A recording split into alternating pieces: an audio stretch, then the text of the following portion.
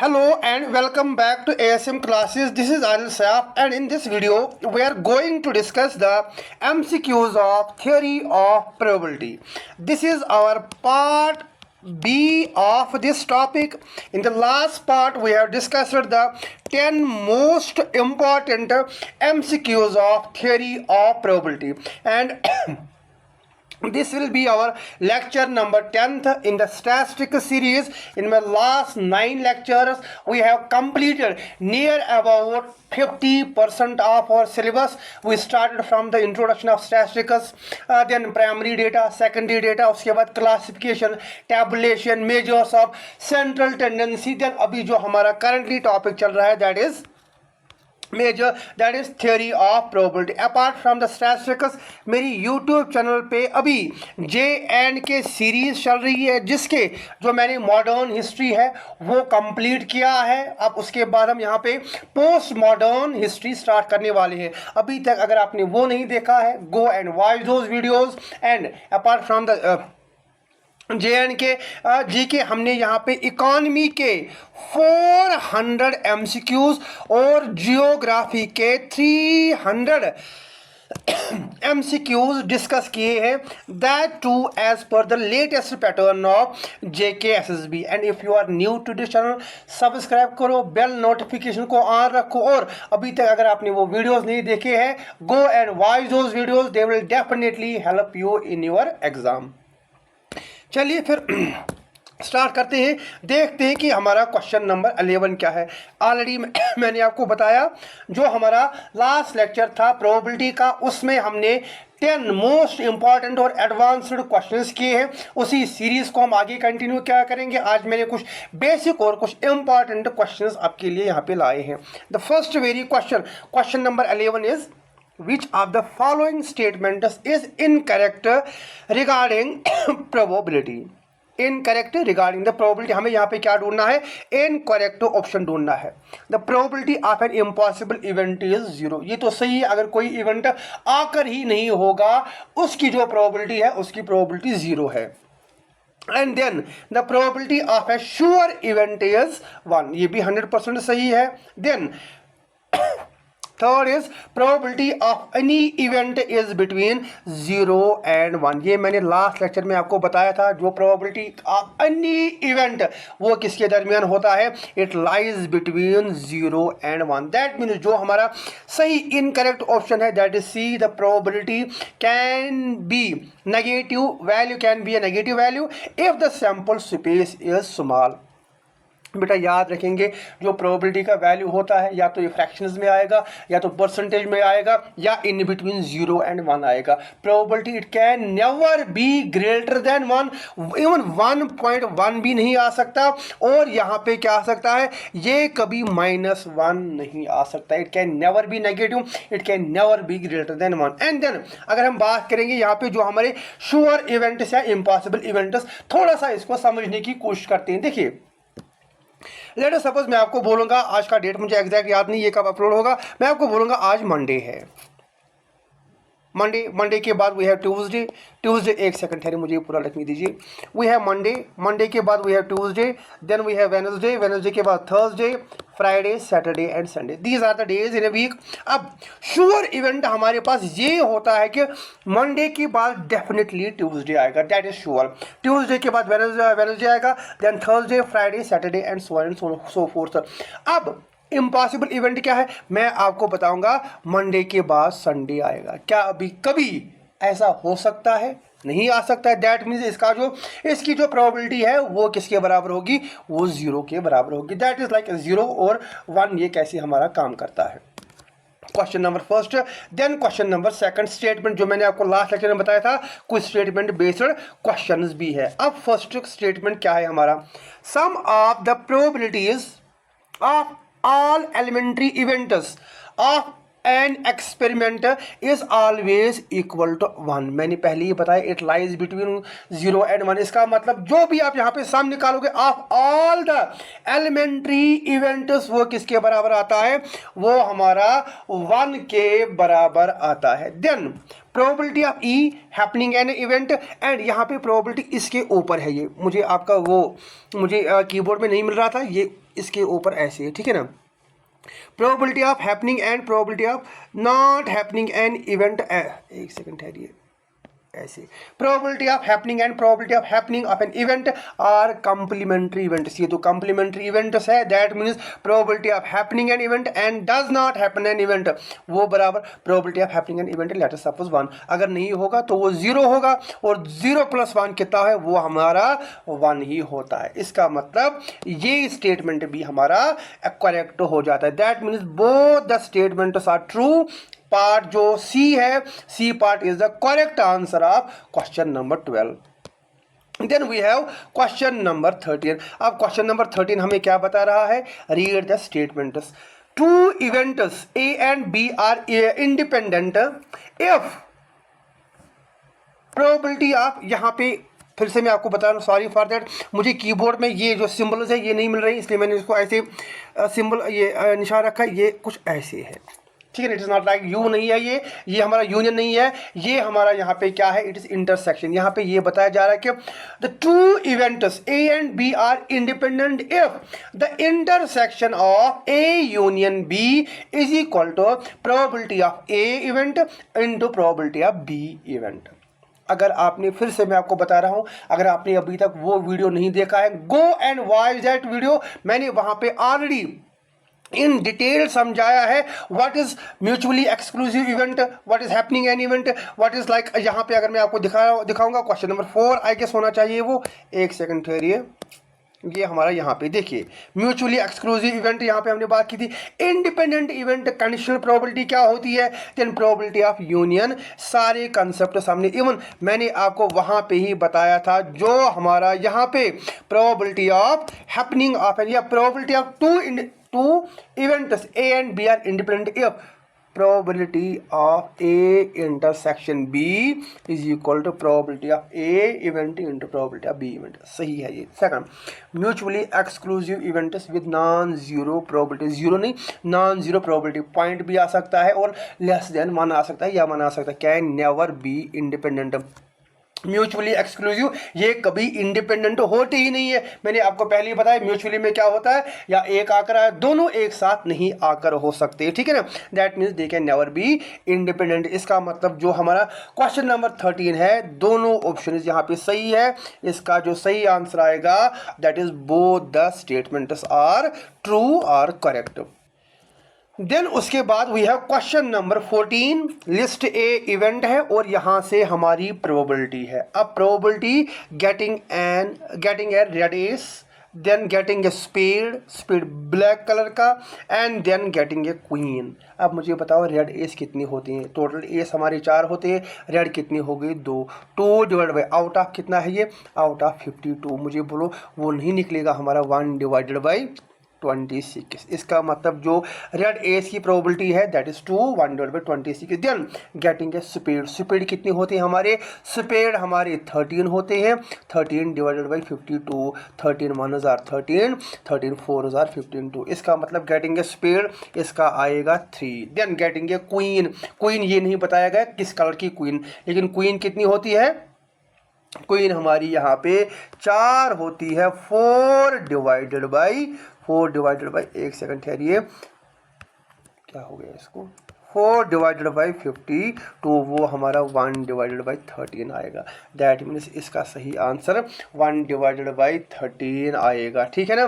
तो जो हमारा सही आंसर आएगा दैट इज ऑप्शन बी इसका करेक्ट आंसर है। सिंपल मैंने ये किया, मैंने यहाँ पे देखा जो रेड एस है, रेड एस हमारे पास 2 होते हैं out of 25, favourable outcomes divide by total number of outcomes. Spades कितनी हमारे पास, फेवरेबल हमारे पास we have 13, then total outcomes 52, then favourable outcomes queen हमारी 4 है, देन टोटल आउटकम्स। सिंपल मैंने यहाँ पे मैथ का यूज़ किया। देन उसके बाद we have question number 15। Question number 15 अच्छा क्वेश्चन है ये। अब क्वेश्चन नंबर 15 यहाँ पे क्या बताया जा रहा है, 2 डाइसेस आर थ्रोन मैच। अब उसके बाद हमें क्या करना है, लिस्ट ए को लिस्ट बी के साथ यहाँ पे क्या करना है, we have to match the list A with list B, sum of A multiple of 4। क्या आएगा answer, Then sum is a multiple of 4, sum is a multiple of 5. Both dice show the same number, कैसे दिखा रहे हैं, सम is greater than 19। अब अगर ऐसे ही question आएगा, देखो मैं चाहता इसको अलग अलग 4 क्वेश्चंस में भी डिवाइड कर सकता, लेकिन एक ही में, क्योंकि आपका टाइम भी बचेगा और आपका यहाँ पे कंसेप्ट सारा क्लियर हो जाएगा। देखिए अब इस क्वेश्चन को करने का तरीका क्या है। लास्ट जो क्वेश्चन मैंने आपको बताया था 3 डाइस वाला, मैंने वहाँ पे एक वो डायग्राम बनाई थी, यहाँ पे भी हम एक डायग्राम बनाएंगे। वो एक लाइक कुछ, फिर जो मेरा डेटा है यहाँ पे हम बनाते हैं ऐसे ऐसे, हम यहाँ पे एक, ठीक है ना, ट्रायंगल बनाते हैं, लेकिन नीचे वाला हमें इसको क्या करना है, ये ऐसे थोड़ा बढ़ जाएगा, ठीक है ना। देन फिर हमें क्या लिखना है, यहाँ से हमें 1 2 3 4 5 और बीच में यहाँ पे 6 आएगा। देन 5 4 3 2 एंड 1, ये हमारी क्या होती है, ये हमारी इसमें प्रोबेबिलिटी होती है। मैं लिख के रखूँगा 1 2 3 4। तब तक आप लाइक करो, मुझे पता है आप लाइक नहीं करते हो, ना ही कमेंट करते हो। 5, एक सेकंड ठहरिए, 5, देन यहाँ से भी 1 2 3 4 एंड 5। जो 2 डाइसेस की बात की जा रही है, हम इसको ऐसे ही करते हैं।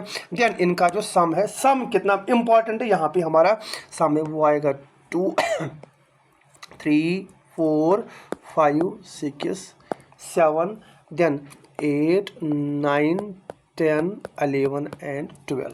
ये हो गया हमारा जो क्वेश्चन करने का तरीका है, बेसिक जो हम सभी को पता होना चाहिए, जो आपको पता होना। उसके बाद हम क्या करेंगे, क्वेश्चन करेंगे। सम इज ए मल्टीपल ऑफ, वो किसका मल्टीपल है, वो मल्टीपल ऑफ 4। या तो वो 4 भी आएगा, 4 या तो वो 8 भी आएगा, और या तो वो 12 भी आएगा। अब 16 क्यों नहीं आएगा, क्योंकि मैक्सिमम सम हमारा कितना है, मैक्सिमम सम हमारा सिर्फ 12 है। ये हमने बताया, या तो वो 4 आएगा, या तो वो हमारा 8 आएगा, या तो वो हमारा 12 आएगा। ज़रा अब मुझे बताओ इनकी प्रोबेबिलिटी कितनी है। 4 की प्रोबेबिलिटी कितनी है, 1 2 3, 4 की प्रोबेबिलिटी यहाँ पे 3 है, प्लस 8 की प्रोबेबिलिटी कितनी है, वो हमारी 5 है, और 12 की प्रोबेबिलिटी कितनी है, वो हमारी 1 है। 5 3 एंड 1, ठीक है। अब इसका जब हम सम निकालेंगे वो कितना निकल जाता है, वो हमारा 9। ये हमारी favourable outcomes, out of total outcomes कैसे निकालते हैं, 6 का यहाँ पे क्योंकि डाइस है, 6 साइड्स है, लेकिन हम यहाँ पे इसको ऐसे करते हैं, इससे हमारे टोटल आउटकम्स 36 निकल जाते हैं। मुझे बताओ 9/36 कितना होता है हमारा, वो हमारा 1/4 आ जाता है। 1/4 कहीं पे ऑप्शन है, इसका मतलब जो बी है, ए है, पी का सही आंसर यहाँ पे 1/4 आएगा। समझ आया कैसे किया मैंने, मल्टीप्ला 4 में मैंने यहाँ पे देखा 4 का मल्टीपल खुद 4 भी होता है, 4 का मल्टीपल 8 भी है, 4 का मल्टीपल 12 भी है। फिर मैंने इसकी प्रोबेबिलिटी यहाँ पे निकाली।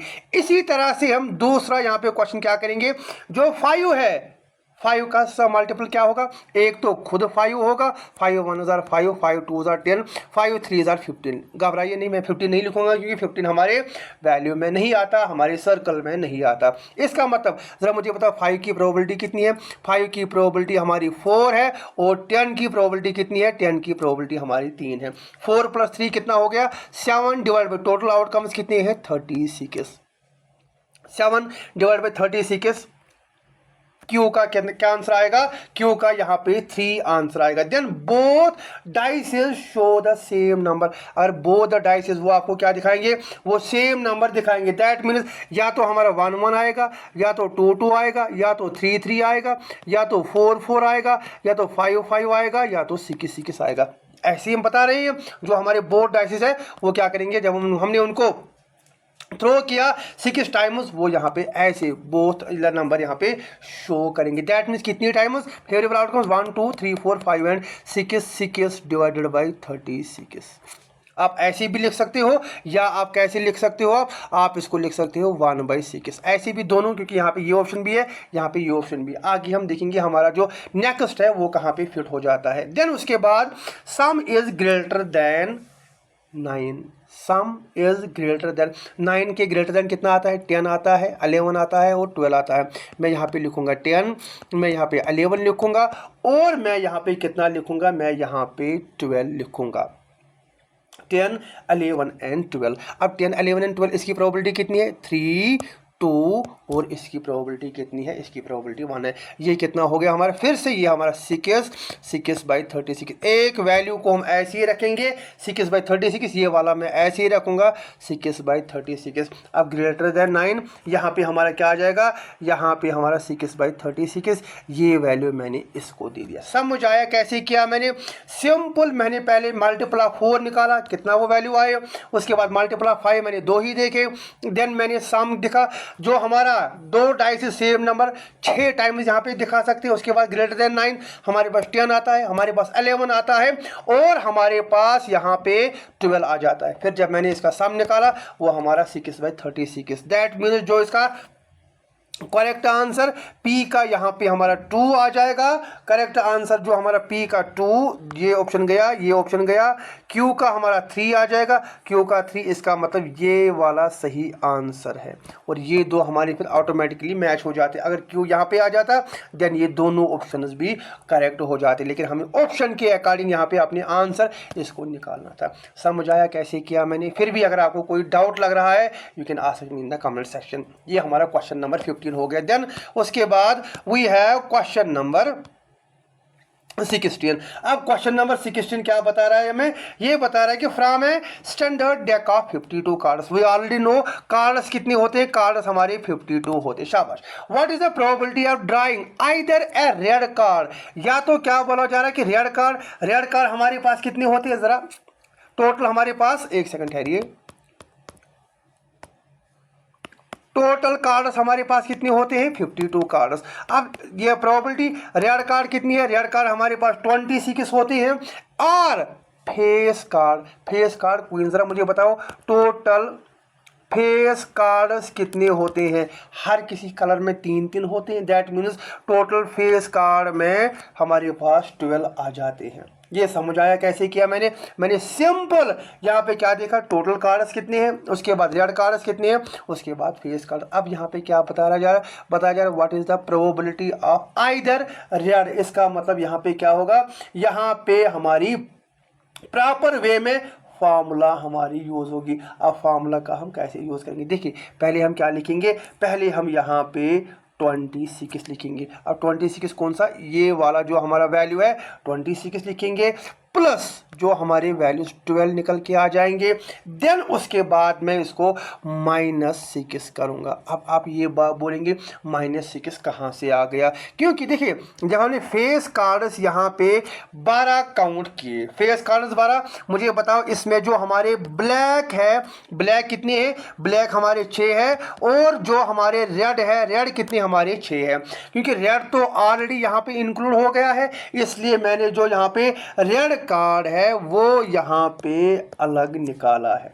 यही किया मैंने, जो आपकी फॉर्मूला है प्रोबेबिलिटी। अब यहाँ पे मैंने फॉर्मूला कौन सी यूज की, probability of A union B, वो यहाँ मैंने लिखा प्रोबेबिलिटी ऑफ ए, यहाँ पे ये probability of B minus probability of A intersection B. कुछ नया नहीं किया, सिंपल जो मैं फार्मूला पिछले क्वेश्चन में यूज़ कर रहा हूँ वही सेम फार्मूला मैंने यहाँ पे भी यूज़ की। अब हमारा वैल्यू कितना निकल के आ गया, हमारा वैल्यू हम देखेंगे ये 38 हो गया। 38 - 6 कितना होता है, ये हमारा यहाँ पे 32 हमारा वैल्यू निकल के आ गया।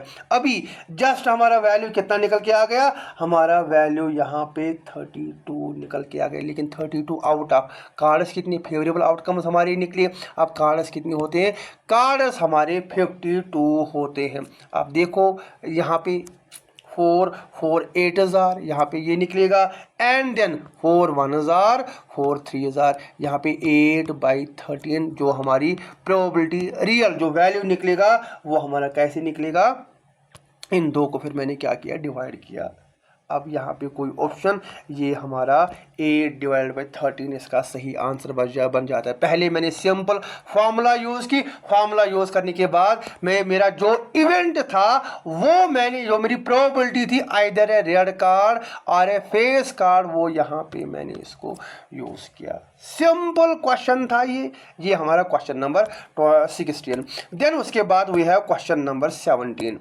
2 डाइसेस आर थ्रोन, 2 डाइसेस यहाँ पे थ्रो किए गए। What is the probability of getting a doublet? Doublet का मतलब क्या होता है? या तो 1 1 आएगा, या तो 2 2 आएगा, या तो 3 3 आएगा, या तो 4 4 आएगा, या तो 5 5 आएगा, या तो 6 6 आएगा।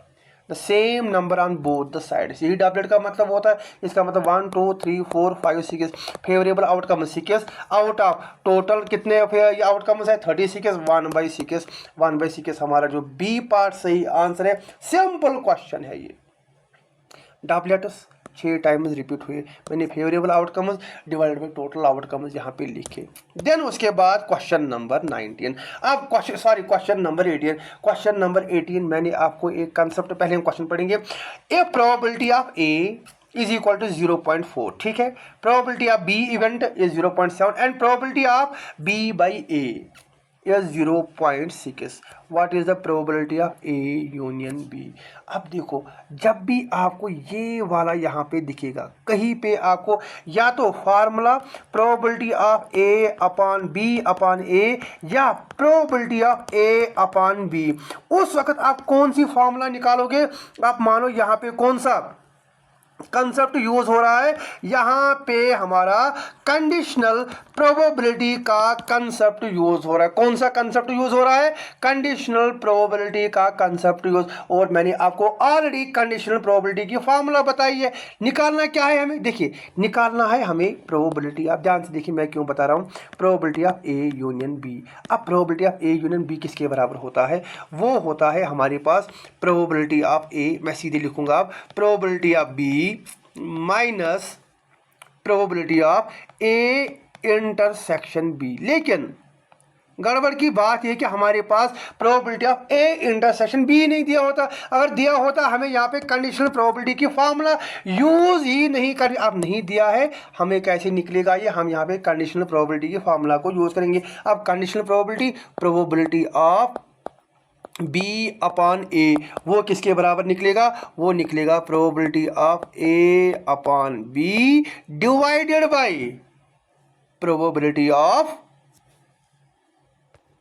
किसका निकालना है हमें? ए का निकालना है, क्योंकि बी अपॉन ए है, प्रोबेबिलिटी ऑफ ए हमें यहाँ पे निकालना है। अब प्रोबेबिलिटी ऑफ बी अपॉन ए ये हमें दिया है, वो कितना है हमारा? वो हमारा 0.6। That means 0.6 is equal to X, या probability of is equal to probability of A intersection B divided by probability of A कितना है हमारा? वो हमारा है 0.4। अब इन दोनों को मल्टीप्लाई करेंगे, हमारे पास ये वैल्यू निकल के आ जाएगा। करो इनको मल्टीप्लाई, 6 4 24। इसका मतलब जो probability of A upon probability of A intersection B है वो 24 निकल के आ गया। इतना समझ आया मैंने क्या किया? सिंपल, मैंने यहाँ पे कंडीशनल प्रोबेबिलिटी की फार्मूला यूज की, क्योंकि हमें ऑलरेडी कंडीशनल प्रोबेबिलिटी दी गई थी। Then probability of A intersection भी ये निकाला हमने। कैसे निकाला? हमारे पास ए का वैल्यू ऑलरेडी दिया था, ठीक है ना। अब हम इसको क्वेश्चन को सॉल्व करेंगे। ये हो गया हमारा 0.4 plus probability of B 0.7 minus probability of 0.24। और जब आप इसको कैलकुलेट करोगे हमारा वैल्यू 0.86 निकल के आ जाएगा।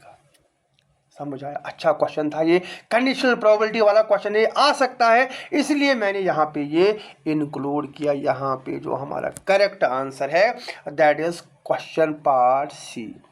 फिर से मैं बताऊंगा, हमें ये निकालना था, इसकी formula probability of A event B event minus probability of A intersection B, लेकिन ए इंटरसेक्शन बी नहीं दिया था। दैट इज वाई हमने यहाँ पे क्या किया? हमने यहाँ पे जो हमारी कंडीशनल प्रोबेबिलिटी की फार्मूला है वो यहाँ पे यूज की। फार्मूला मैंने आपको ऑलरेडी बताया है, आपको कंफ्यूज नहीं होना है, आपको यहाँ पे डाउट नहीं होना चाहिए। हमने वो फार्मूला लिखी, हमने वैल्यूज पुट किए और हमारा यहाँ पे probability of A intersection B निकल के आ गया। Question number 18। देन उसके बाद we have question number 19। Which of the following values can not be the probability of an event? Easy, सबसे इजी मैंने आपको बताया था कुछ क्वेश्चन हम इजी रखेंगे, ठीक है ना। अब जो हमारा 19 क्वेश्चन है ये आपके लिए होमवर्क है, ये ज़्यादा यहाँ पे टफ नहीं होगा। ऑलरेडी अगर आपने देखा होगा आप ये यहाँ पे इजीली इसको कर सकते हो। Then we have question number 20. Question number 20. A box contains 4 white balls and 6 black balls. That means जो हमारे पास बॉक्स है, टोटल बॉल्स कितनी है यहाँ पे?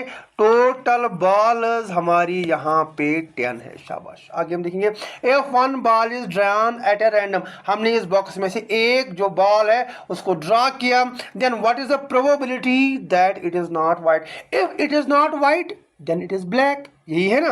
अगर ये व्हाइट नहीं है ये ब्लैक है, अगर ये ब्लैक नहीं होता ये व्हाइट होता। यहाँ पे क्या आएगा? It is black. 6 divided by 10, 6 divided by 10 हमारे पास वैल्यू कितना निकल के आ जाएगा? ये हमारा वैल्यू निकल के आ जाएगा ये से 2 3 आर 2 5 आर। इसका जो सही आंसर है वो हमारा बी पार्ट निकल के आ जाएगा। अब मुझे एक क्वेश्चन, ये समझ आया, इजी था ये। अब मुझे एक क्वेश्चन का आप आंसर बताओ कमेंट सेक्शन में। अगर हमने सिंपल यहाँ पे ये बोला there are 4 white balls and 6 black balls, if one ball is drawn at a random, what is the probability that it is not black? जरा मुझे ब्लैक का करके दो।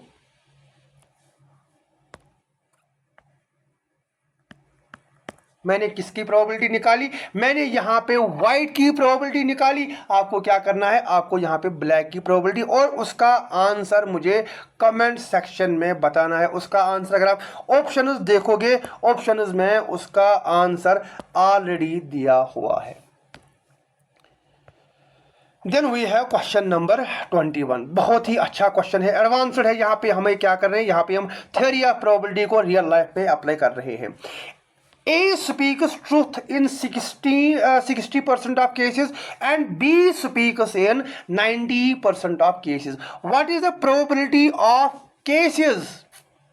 In what percentage of cases they likely? In what percentage of cases are they likely to contradict? जहाँ वो एक दूसरे के अपोजिट होंगे, each other in stating the same fact. अब इस क्वेश्चन को समझ आया? क्वेश्चन यहाँ पे ये बताया जा रहा है कि ठीक है ना, what is the in what percentage of cases are they likely to contradict each other in stating the same fact. मतलब एक यहाँ पे झूठ बोल रहा है, दूसरा यहाँ पे सच बता रहा है। लेकिन क्वेश्चन हमारा क्या है? क्वेश्चन हमारा ये बताया जा रहा है कि जो ए है वो 60% सच बोल रहा है, 60 टाइम्स, और जो बी है वो 90% ऑफ द केसेस उसने क्या बताया? वो ज़्यादा ऑनेस्ट है, वो सच बता रहा है। अब इस क्वेश्चन को आप सॉल्व कैसे करोगे अगर एग्जाम में आएगा? आप पहले लिखेंगे सीधा यहाँ पे लेट, इसको क्या हो गया, ये क्यों नहीं लिख रहा है?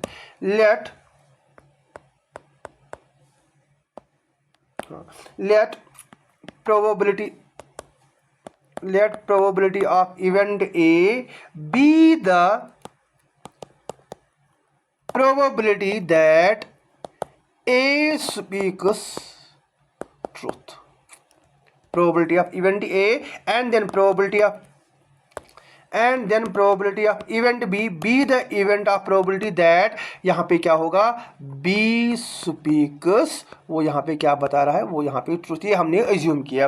दैट मीन्स हम यहाँ पे निकाल सकते हैं प्रोबेबिलिटी ऑफ ए, वो किसके बराबर निकलेगा? 60%। दैट मीन्स अगर हम इसको रेशो में निकालेंगे या अगर हम इसको डिवाइड करेंगे, ये हमारा निकलेगा 60 डिवाइड बाई 100, वो 0.6 निकल के आ जाएगा। इसका मतलब क्योंकि हमें वैल्यू ऐसे भी निकाल सकते हैं, इट लाइज बिटवीन 0 and 1, ये हमने निकाला। देन उसके बाद हमने क्या किया? हमने प्रोबेबिलिटी ऑफ बी निकाला। 90% ऑफ द केसेस, वो कितना होता है हमारे पॉइंट्स में? क्योंकि हमें क्या करना है? आंसर को हम फिर से कन्वर्ट करेंगे। अभी हम क्वेश्चन को थोड़ा सिंपलीफाई कर रहे हैं।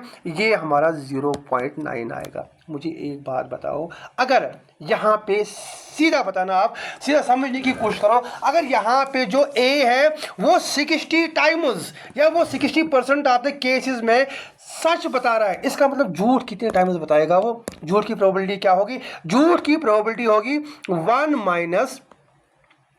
0.6।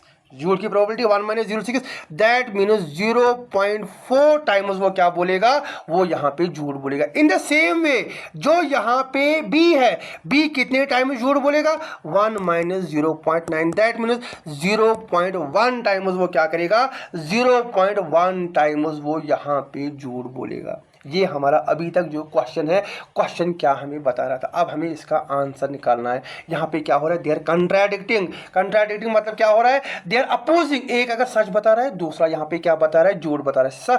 समझ ध्यान से देखना, मैंने यहाँ पे क्या बताया, मैंने सिंपल बताया, let probability of event A B the probability that A speaks truth. फिर जब मैंने देखा ए कितनी बार सच बोल रहा है, 0.6 टाइम्स, एंड जो बी है वो 0.9 टाइम्स। दैट मीन्स अगर 6 टाइम्स वो सच बता रहा है, 4 बार वो झूठ बता रहा है। यहाँ पे अगर वो 9 बार सच बता रहा है, वो एक ही बार बेचारा क्या कर रहा है, यहाँ पे झूठ बोल रहा है। इतना समझ आया। ये आप अभी स्क्रीनशॉट उठाओ, इसको लिखो, क्योंकि मुझे बोर्ड ड्राफ्ट करना है। आगे मुझे और यहाँ पे वैल्यूज निकालनी, वैल्यूज आप याद रखेंगे, 0.6, 0.9, 0.4 एंड 0.1, ये वैल्यूज आप याद रखोगे। उसके बाद जो हमारी कंट्राडिक्शन कंडीशंस होती है, अब हमें क्या करना है, यहाँ पे इन्होंने बताया है कंट्राडिक्टरी कंडीशंस में क्या होता है। या तो देखो कंट्राडिक्शन में क्या होगा, आइदर ए जो है, ए स्पीक्स ट्रूथ, ये हो सकता है सही के सही, ए स्पीक्स ट्रूथ, या बी लाइज। अगर हम दोनों साथ बैठेंगे, ये या तो ए सच बोलेगा या बी झूठ बोलेगा। सेकंड केस में ये हो सकता है ए लाइज, या तो ए लाई करेगा, एंड जो हमारा बी है, बी स्पीक्स ट्रूथ, बी यहाँ पे सच बताएगा। मुझे अभी बताओ जो मैंने वैल्यू निकाल के लाया था, फिर हम यहाँ पे लिख सकते हैं प्रोबेबिलिटी ऑफ जो हमारी कंट्राडिक्शन है वो किसके बराबर निकलेगी, 0.6, क्योंकि 0.6 टाइम्स हमने बोला था वो सच बता रहा है, इनटू 0.1, 0.1 बी 0.1 लाई कर रहा है, ये हम ब्रैकेट में रखेंगे, प्लस ए कितनी बार लाई करता है, 0.4, अभी ये वैल्यूज मैंने वहाँ पे निकाले थे, इनटू बी स्पीक्स ट्रूथ कितनी बार, 0.9, करो इनको मल्टीप्लाई, वो हमारा कितना निकल के आ जाएगा, 0.06 प्लस 0.36। अब जब आप 0.06 एंड 0.36 को आप प्लस करोगे, वो कितना हमारे निकल के आ जाएगा, वो हमारा, एक सेकंड ठहरिए, वो हमारा 0.42 निकल के आ गया। दैट मीन्स जो इनकी कंडीशनल प्रोबेबिलिटी है, बोथ ये कंट्राडिक्ट कितने टाइम्स कर रहे हैं, 0.42। अब इसको हम परसेंटेज में कैसे निकालेंगे, हम सिंपल यहाँ पे 0.42 इंटू 100 करेंगे, वो कितना निकल के आ जाएगा, वो 42% निकल के आ जाएगा, एंड हमारा आंसर यहाँ पे बी पार्ट सही बन जाता है, 42 बी पार्ट सही आंसर। कंट्राडिक्शन प्रोबेबिलिटी पहले मैंने ये देखा, ए कितनी बार सच बता रहा है, वहाँ से मैंने वैल्यू निकाला, फिर बी कितनी बार झूठ बता रहा है, देन ए कितनी बार झूठ बता रहा है और बी कितनी बार यहाँ पे सच बता रहा है। उसके बाद मैंने इन्हीं वैल्यूज़ को पुट किया और अपना आंसर निकाला। फिर अब अगर यहाँ पे परसेंटेज में नहीं दिया होता, मेरा आंसर यही था, लेकिन फिर इसको परसेंटेज में कन्वर्ट करना था, मैंने इसको 100 से मल्टीप्लाई किया, 42% हमारा निकल के, ये वाला 42% हमारा यहाँ पे निकल के आ गया। क्वेश्चन नंबर जो हमारा 21 है, इसका आंसर 42 है। And then we have question number 22। अब जो हमारा question number 20, a bag contains 5 red 3 blue and 2 green balls. A ball is drawn at a random. What is the probability that it is a red? मुझे बताओ total balls कितनी है, 5, 3 and 8, वो कितना हो गया, 10। इसको क्या हो गया आज, 5, 3 and 10 डिवाइडेड बाई, अब हमें फेवरेबल आउटकम्स किसकी, जो हमारी रेड बॉल है, यहाँ पे रेड बॉल हमारी कितनी है, 5 times, 5 1s are 5 2s are।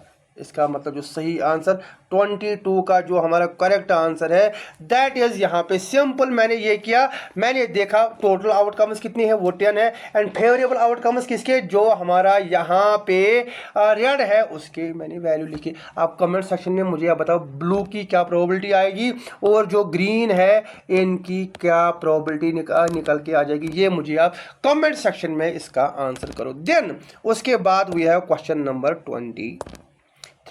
A card is drawn from a pack of 52 cards, हमारे पास 52 कार्ड्स है, वहाँ से हमने एक कार्ड निकाला।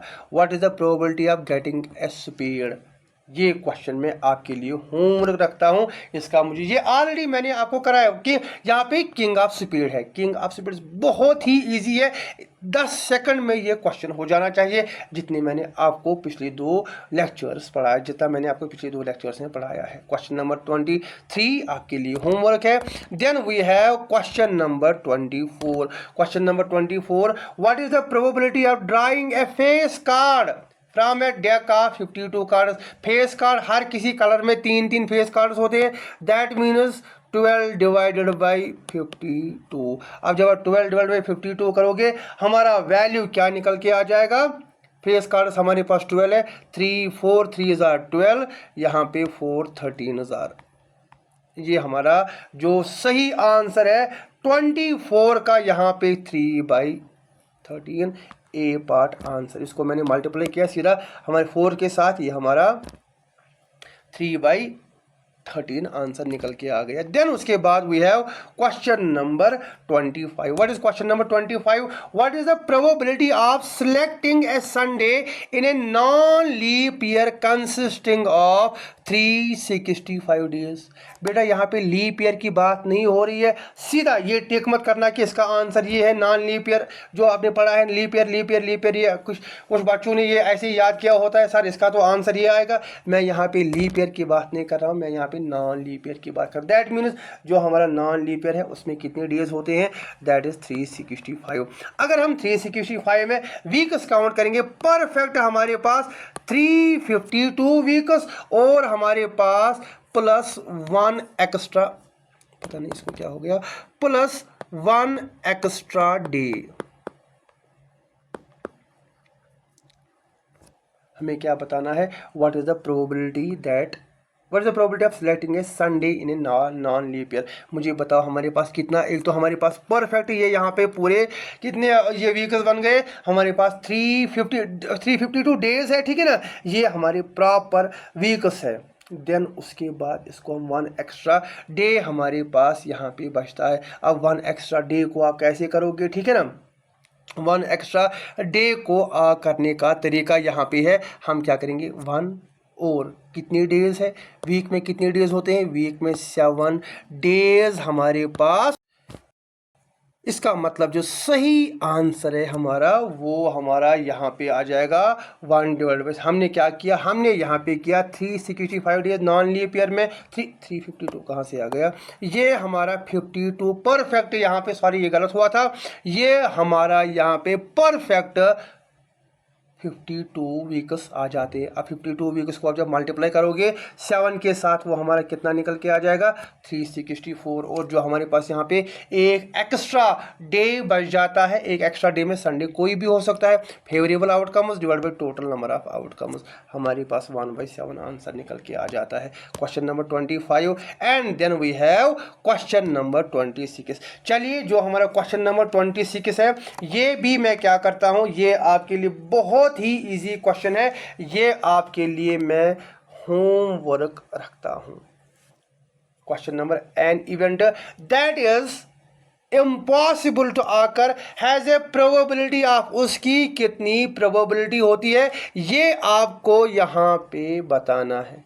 कितनी प्रोबेबिलिटी है उसकी, ये आप कमेंट सेक्शन में बताएंगे। Then that is it for the theory of probability.